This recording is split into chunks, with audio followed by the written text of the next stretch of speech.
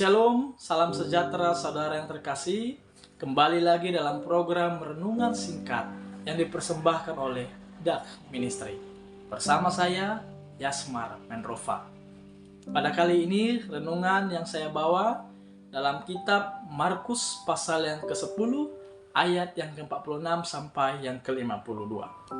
Di sana diceritakan bahwa Yesus dan murid-muridnya hendak keluar dari kota Jericho.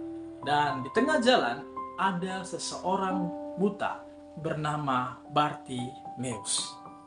Dia buta dan dia juga pekerjaannya adalah seorang pengemis.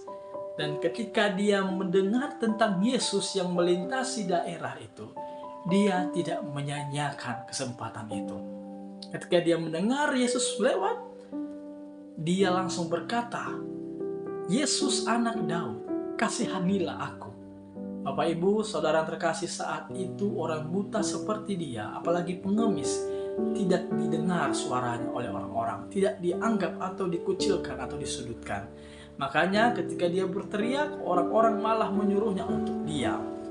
Namun dia tidak diam, semakin disuruh diam, dia malah mengeraskan suaranya. Dia berkata, "Anak Daud, kasihanilah aku." Bapak Ibu, saudara terkasih, pada akhirnya Yesus melihat, Yesus mendengar suaranya lalu menyuruh orang-orang untuk memanggil dia. Orang-orang itu datang kepadanya lalu berkata, "Kuatkanlah hatimu, berdirilah, ia memanggil engkau." Saat itu dia sudah sedih karena hanya itulah kesempatan satu-satunya yang dia punya untuk bertemu dengan Yesus dan disembuhkan. Namun ketika mendengar bahwa Yesus akan memanggil dia, dia sangat bersuka cita. Lalu ketika dia sudah berhadapan dengan Yesus, Yesus bertanya kepadanya, "Apa yang kau kehendaki supaya aku perbuat bagimu?" Dia mengatakan, "Rabuni, guru, supaya aku dapat melihat." Bapak Ibu, pada akhirnya dia disembuhkan oleh Yesus dan imannya telah menyelamatkannya. Dan tidak berhenti sampai di situ saja, dia juga setelah sembuh, dia menjadi pengikut Yesus yang setia.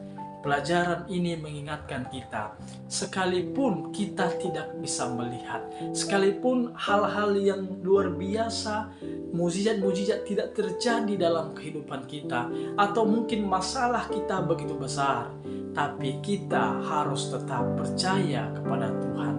Imannya telah menyelamatkannya, demikian juga dengan kita. Lalu poin yang kedua adalah, kalau kita sudah merasakan berkat-berkat Tuhan, jangan pernah meninggalkan Tuhan. Sama seperti Bartimeus, ketika dia sudah merasakan berkat kesembuhan, dia tidak meninggalkan Yesus tapi menjadi pengikut yang setia.